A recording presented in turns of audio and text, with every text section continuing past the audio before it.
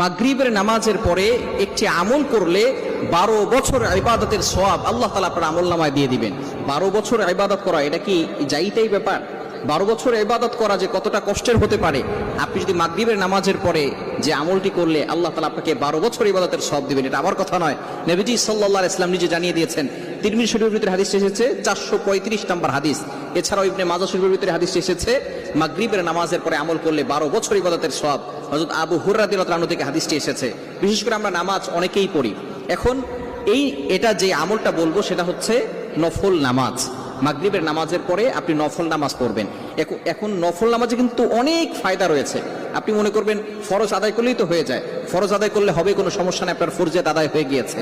কিন্তু in the day of judgement, কিয়ামতের ময়দানে কোনো ব্যক্তি যদি ফরজে ঘাটতি হয়, তাহলে আল্লাহ তাআলা বলবেন তার ওয়াজিব কোনো নামাজ আছে কিনা। তখন ওয়াজিব নামাজ দিয়ে আল্লাহ তাআলা তার ফরজের ঘাটতি পূরণ করে দিবেন।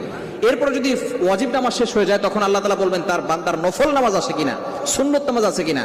সুন্নত নামাজ, নফল নামাজ দিয়ে আল্লাহ তাআলা বান্দার ফরজের ঘাটতি পূরণ করে আল্লাহ তাআলা তার জন্য জান্নাতকে সহজ করে দিবেন। এজন্য নফল নামাজ বেশি বেশি করে পড়া দরকার। বিশেষ করে মাগরিবের নামাজের পরে আবু হুরায়রা রাদিয়াল্লাহু আনহু থেকে হাদিস এসেছে, নবীজি সাল্লাল্লাহু আলাইহি ওয়াসাল্লাম জানিয়ে দিয়েছেন, যে ব্যক্তি মাগরিবের নামাজের পরে কারোর সাথে কথা না বলে সে যদি 6 রাকাত আওয়াবিরের নামাজ পড়তে পারে, কয় রাকাত? 2 রাকাত 2 রাকাত 2 রাকাত করে 6 রাকাত নামাজ পড়বেন। যদি এটা পড়তে পারেন, তাহলে আল্লাহ পাক রব্বুল আলামিন 12 বছর ইবাদত করলে যে সওয়াব হয়, সেই সওয়াব আল্লাহ তাআলা আপনার আমলনামায় দিয়ে দিবে। বলেন সুবহানাল্লাহ। কেন মাজিদের আপনি কল্পনা করতে পারছেন?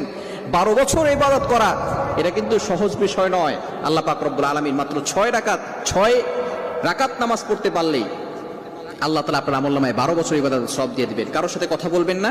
মাগরিবের নামাজের পরে কিছু আমল রয়েছে, এই আমলগুলো করার চেষ্টা করবেন।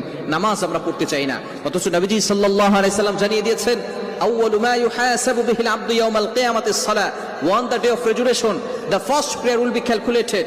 কিয়ামতের দিন সর্বপ্রথম বান্দার নামাজের হিসাব নেওয়া হবে। নামাজে যদি বান্দা ফাস্ট হয়ে যায়, প্রত্যেকটা ঘাটিতে আল্লাহ পাক রব্বুল আলামিন তাকে ফাস্ট করে তার জন্য জান্নাতটাকে সহজ করে দিবেন। শুধু তাই নয়, আমলনামা ডান হাতে দিবেন। ফাআম্মা মান উতিয়া কিতাবাহু বিয়ামিনি ফাসাউফা ইউহাসাবু হিসাবান ইয়াসীরা। আল্লাহ পাক রব্বুল আলামিন তাদের আমলনামা ডান হাতে দিবেন এবং তারা খুশিতে আত্মহারা হয়ে যাবে।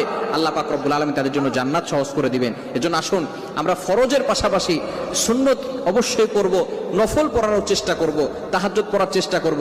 আওয়াবিনের নামাজ আমরা অনেকে জানি না। বিশেষ করে আলহামদুলিল্লাহ অনেকে এখন দিনের পথে চলে এসেছে, অনেক মা বোনরা নামাজ পড়তেছে। এই জন্য মাগরিবের নামাজের পরে 6 রাকাত অতিরিক্ত নামাজ পড়বেন, নফল নামাজ। আল্লাহ তাআলা 12 বছরের সওয়াব দান করবেন। এজন্য এই সওয়াব পেতে আমরা এই 6 রাকাত নামাজ পড়তে রাজি আছি তো ইনশাআল্লাহ। আল্লাহ তাআলা আমাদের সকলকে এই আমলটি করার তৌফিক দান করে।